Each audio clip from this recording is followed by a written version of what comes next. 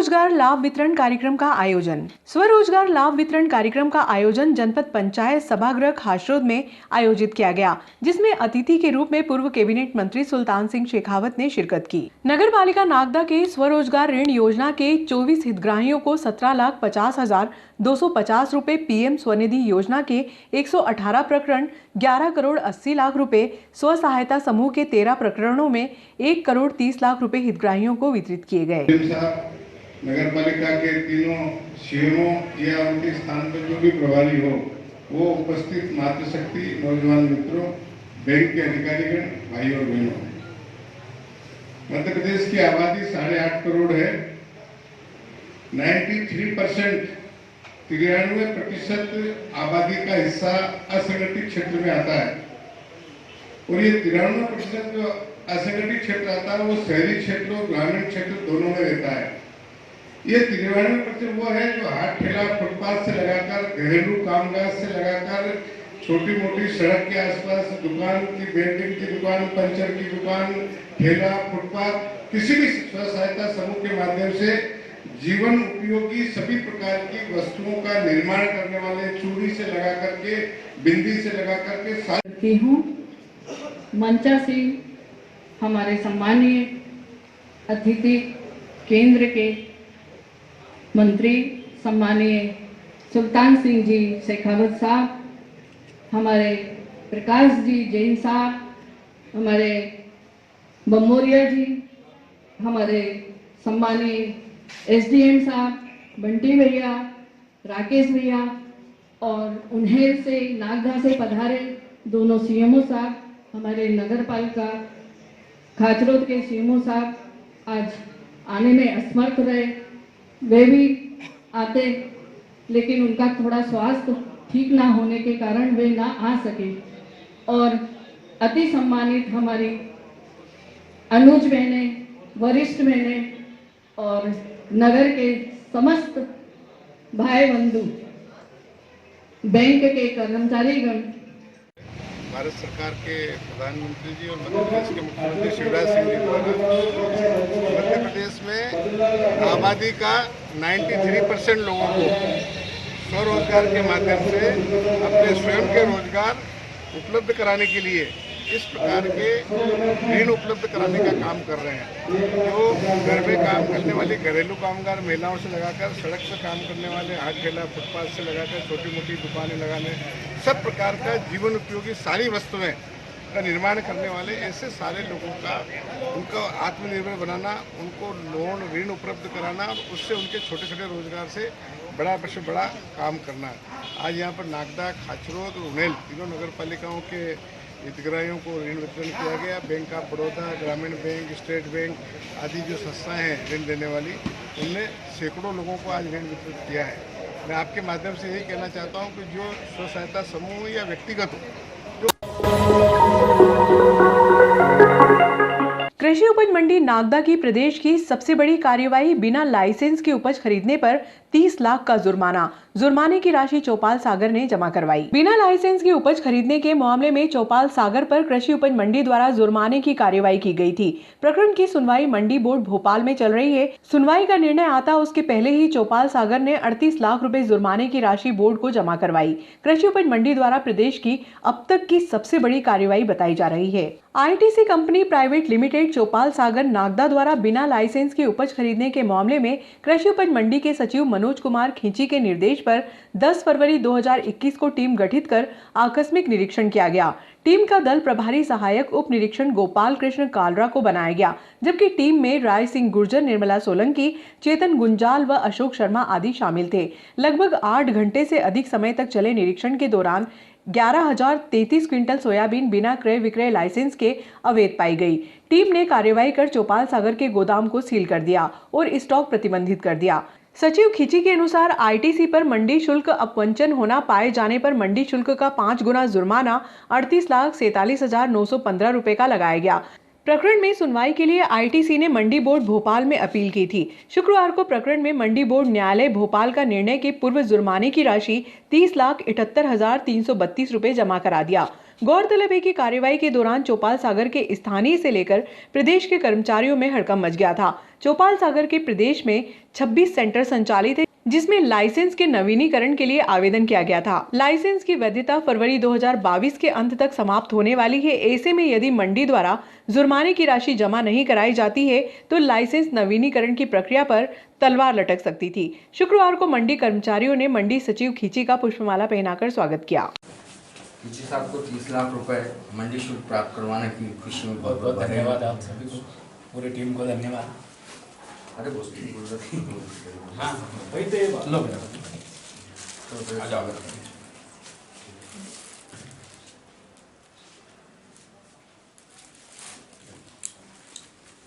बहुत बहुत बधाई साहब, दिल से कि आपका सहयोग और आपका मार्गदर्शन हमें बहुत अच्छे तरीके से मिला और इस लड़ाई को जीते। पूरी टीम के सहयोग के बिना यह संभव नहीं था।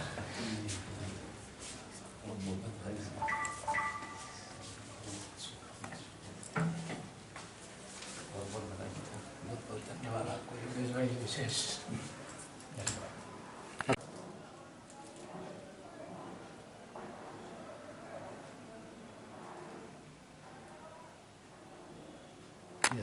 मंडी के सचिव महोदय श्री मनोज कुमार खींची के पदस्थ होने के पश्चात उनके द्वारा एक निरीक्षण दल बनाया गया था, जिसके निरीक्षण दल में गोपाल कृष्ण कालरा दल के प्रभारी थे और आप मैडम निर्मला सोलंकी मैडम सदस्य हैं और श्री राय सिंह जी गुजर एवं श्री अशोक कुमार जी शर्मा, ये सारे सदस्यों की टीम का गठन किया गया था। इस गठन ने और इस दल ने आईटीसी जो राष्ट्रीय बहु कंपनी है वहाँ पर निरीक्षण किया गया था। उस निरीक्षण में यह पाया गया था कि 12 जनवरी से 24/2 के बीच में जो उनके द्वारा खरीदी की गई थी बगैर लाइसेंस के, उनका प्रकरण तैयार किया गया था और जो वहाँ से बगैर अनुज्ञा के लाइसेंस अपने बगैर अनुज्ञा के ट्रक वाहन लोडेड किए गए थे उनको रोका गया था आपके मार्गदर्शन में और उन पर 5 गुना की पेनल्टी आप सचिव महोदय श्री मनोज कुमार खींची के द्वारा 5 गुना की पेनल्टी लगाई गई थी, जिसका पूर्व में 1 गुना पैसा जमा हो चुका था और आज 30,78,332 रुपये आज जमा हुए हैं, जिसमें सबसे बड़ी उपलब्धि पूरे मध्य प्रदेश में आपके सचिव महोदय हमारे द्वारा कार्रवाई की गई, उसके लिए आप बहुत बहुत बधाई के पात्र हैं। हर्ष का विषय है कि बहुराष्ट्रीय कंपनी के खिलाफ जो लड़ाई लड़ी थी उसमें बहुत बड़ी सफलता मिली। इसके लिए सचिव महोदय का मार्गदर्शन, इनकी कार्यशैली हमें बहुत प्रेरणा देती है। बस सबकी तरफ से गाली भी है। नहीं तो है ही नहीं।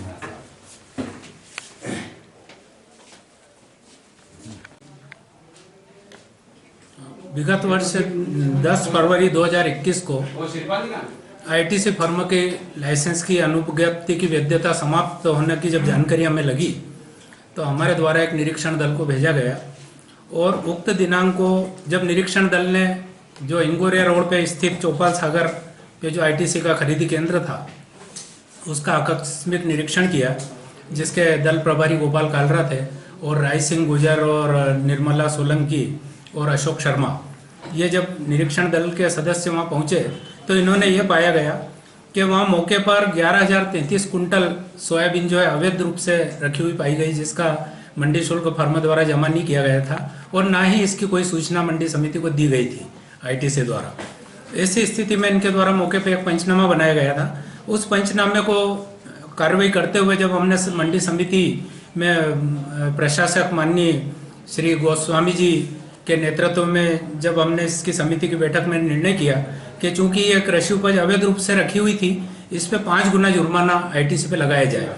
ऐसी स्थिति में फिर मेरे द्वारा फर्म आईटीसी को दिनांक 5 मार्च 2021 को एक सूचना पत्र जारी किया गया था और उक्त कृषि उपज पर देय मंडी शुल्क का 5 गुना राशि जो 38,47,915 रुपये थी वो वसूली हेतु जमा कराने का इनको निर्देश दिया गया था आईटीसी को, लेकिन आईटीसी ने उक्त राशि जमा न करते हुए मंडी बोर्ड भोपाल में इसकी एक अपील की और अपील का निर्णय अभी हुआ नहीं है अंतिम निर्णय। उसके पूर्व ही आईटीसी कंपनी द्वारा जो है संपूर्ण जुर्माना राशि जिसमें अवशेष राशि थी 30,78,332 रुपया, वो आज तारीख को जमा करा दी है। इस प्रकार आईटीसी द्वारा मंडी शुल्क का 5 गुना राशि 38,47,915 संपूर्ण रूप से जमा करा दी गई है। साथ ही इसके अतिरिक्त निराश्रित शुल्क की 1,02,611 रुपये वो भी जमा करा दी गई है। अब आईटीसी की ओर इस प्रकरण में कोई बकाया नहीं है। ये सफलता हमारी पूरी टीम की रही है और इसके लिए हमारी पूरी निरीक्षण दल की टीम, मंडी समिति का, हमारा नागदा का संपूर्ण स्टाफ और आप सभी मीडिया बंधुओं का, विशेष करके परवेज जी आपका भी मैं बहुत आभार व्यक्त करता हूं कि आपने इस प्रकरण को प्रमुखता से लिया और आज आपके सभी के सहयोग और मार्गदर्शन से ये राशि जमा होना इस मंडी के इतिहास में सबसे बड़ा रहा है, उल्लेखनीय योगदान। और ये प्रकरण मध्य प्रदेश की संपूर्ण मंडियों में एक दिन में की गई कार्रवाई पे इतना बड़ा जुर्माना मैं समझता हूँ पहला प्रकरण रहा है।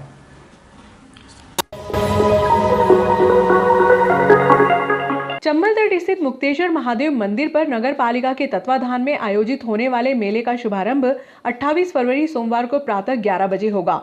सीएमओ सीएस जाट व मेला अधिकारी नीलेश रघुवंशी ने संयुक्त रूप से बताया कि लगभग 2 वर्षों बाद 5 दिवसीय मेले का आयोजन होगा, जिसमें महाशिवरात्रि को भजन संध्या रात्रि 8 बजे से होगी। सीएसपी मनोज रत्नाकर व तहसीलदार आशीष खरे ने शुक्रवार को नगर पालिका अधिकारियों के साथ मेले में सुरक्षा व्यवस्था का जायजा लिया।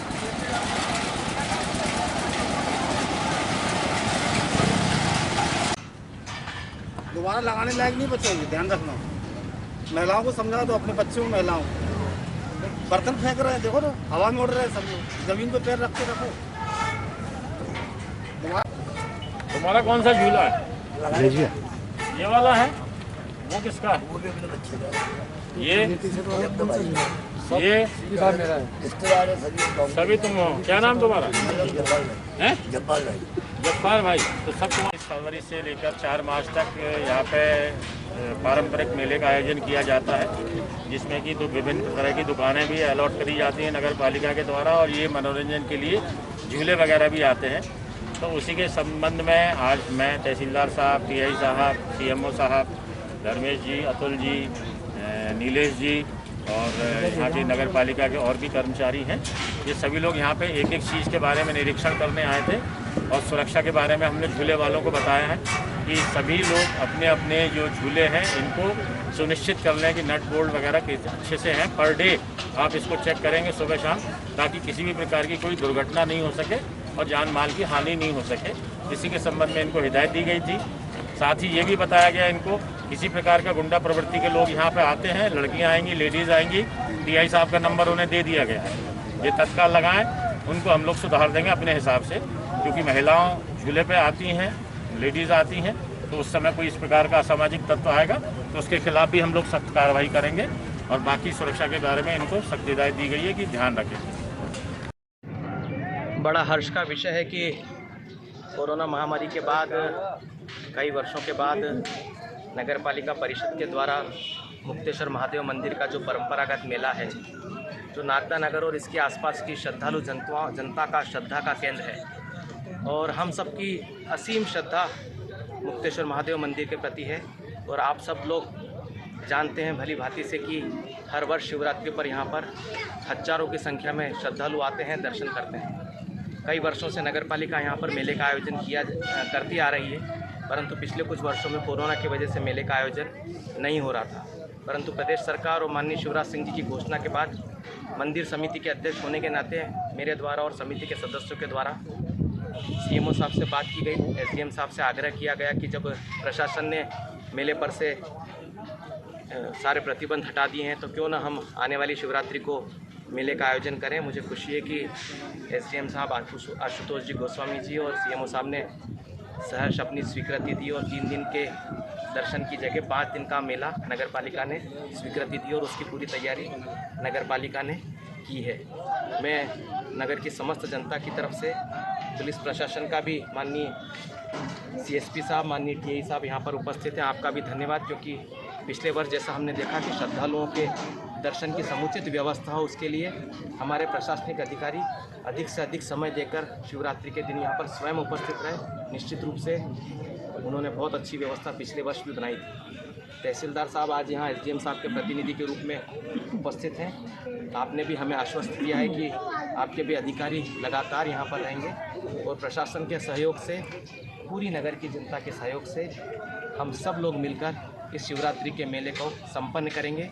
एक बड़ी खुशी की बात है कि 2 तारीख को एक भव्य भजन संध्या भी मुक्तेश्वर महादेव परिसर में होने जा रही है, जिसका नगर पालिका परिषद आयोजन करेगी। उसके लिए भी और शिवरात्रि के दर्शन के लिए मैं समस्त जनता को निवेदन करता हूं।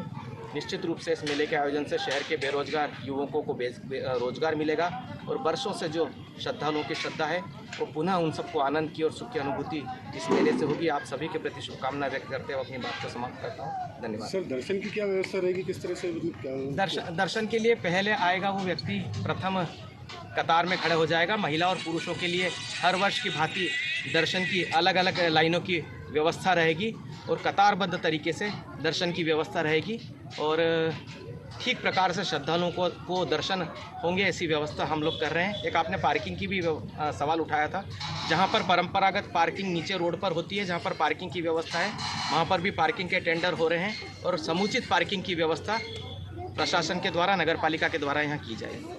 भारत माता की जय।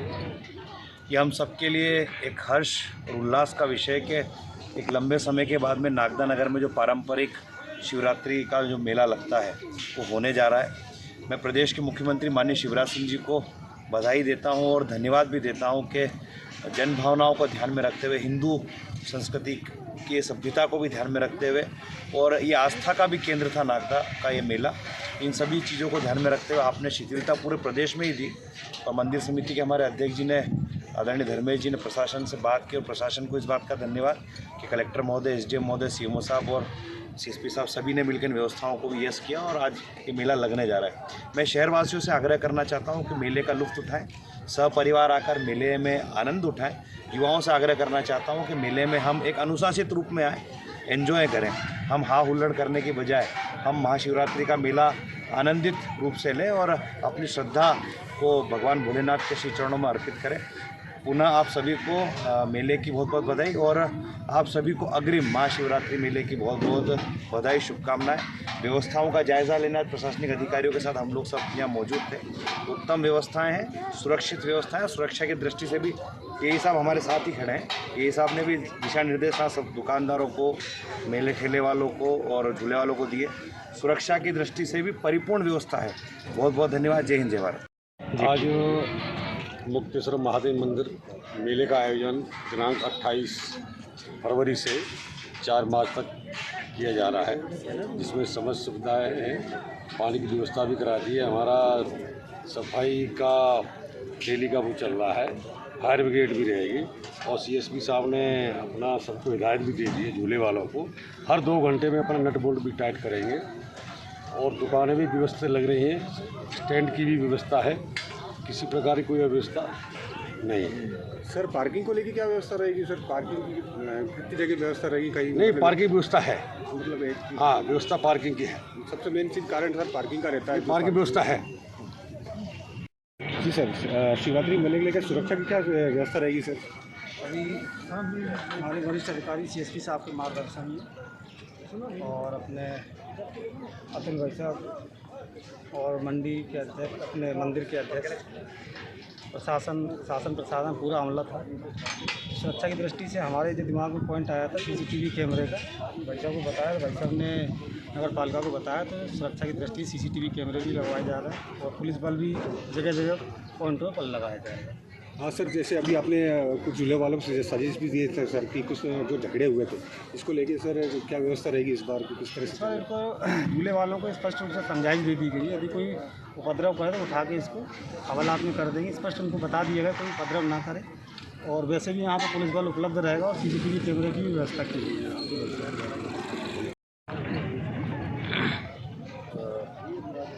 आज हम सब मैं CSP साहब, CI साहब, CMO साहब, अतुल जी, रमेश जी और बाकी हमारी सब टीम के सदस्य शिवरात्रि के अवसर पर जो मुक्तेश्वर महादेव मंदिर परिसर में मेला लगता है उसका स्थल निरीक्षण करने के लिए आए थे और संबंधित लोगों से हम लोगों ने चर्चा कर ली है। कोशिश रहेगी हमारी पूरी के बहुत अच्छे से मेला हो, बहुत अच्छे से मंदिर में श्रद्धालुओं को दर्शन हो, शांति व्यवस्था बनी रहे, सुरक्षा बनी रहे और इसी उद्देश्य से हम लोग आए थे और जो आवश्यकता अनुसार जिन जिन को निर्देश देना था वो दिए गए हैं।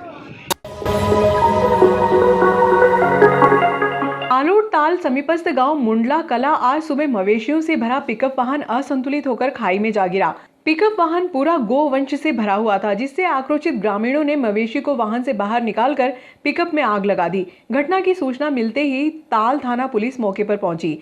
फायर ब्रिगेड की मदद से आग पर काबू पाया गया। पुलिस ने क्रूरतापूर्वक वाहन भरकर ले जा रहे 3 आरोपियों को गिरफ्तार कर प्रकरण दर्ज किया है। वहीं आगजनी के मामले में भी पुलिस जांच में जुटी हुई है।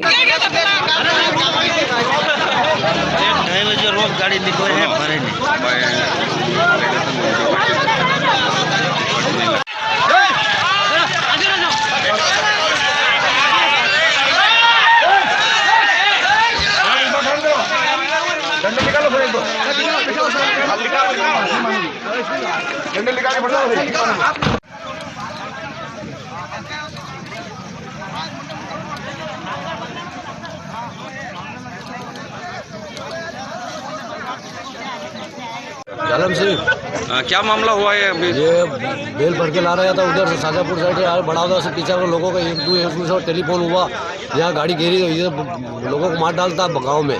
4 मोटरसाइकिल खराब की इसने, फिर यहाँ आके पट्टी खाई, सब बेलों को बचाया बहुत मुश्किल से लोगों ने। पिकअप कितनी पिकअप थी ये एक आगे निकल गई, एक ये 2 दिखी।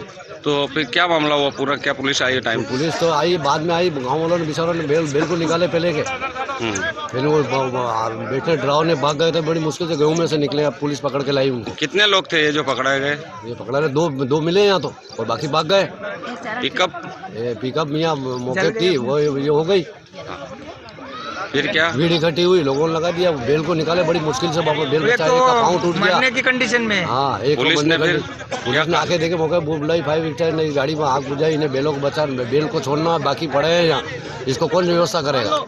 ये पब्लिक तो डर रही बेचारी, पुलिस परेशान नहीं करे तो कह दे कि यार कहाँ छोड़ा है इनको, साफ बहुत सारा छोड़ाना सही है क्या? ठीक है। जो अभी ये ग्राम मुंडला कला में जो मामला हुआ, क्या मामला था? मुंडला कला में कुछ पिकअप में अवैध पशुओं का जो ठूस कर उनका परिवहन कर रहे थे, इसकी सूचना गांव वालों को जैसे लगी तो गाड़ी पलटी की वजह से सूचना मिली थी पुलिस को।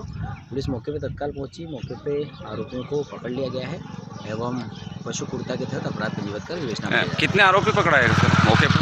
मौके से अभी 2 आरोपी पकड़े हैं जी, और गाँव वाले कुछ और भी बता रहे हैं कि 2 आरोपी के खिलाफ अभी मामला उनकी पंजीबद्ध किया जा रहा है। कितने गाय पिकअप पे मवेशी भरे हुए थे सर? 4 मवेशी थे अभी इसमें। जैसे आग जने भी कुछ हुई? हाँ, इसमें गाड़ी पलटी करने से आग लगने के बता रहे हैं कि आग गाड़ी पलटे से लगी है, तो इसकी जांच करेंगे, इसकी जांच का विषय रहेगा। जी।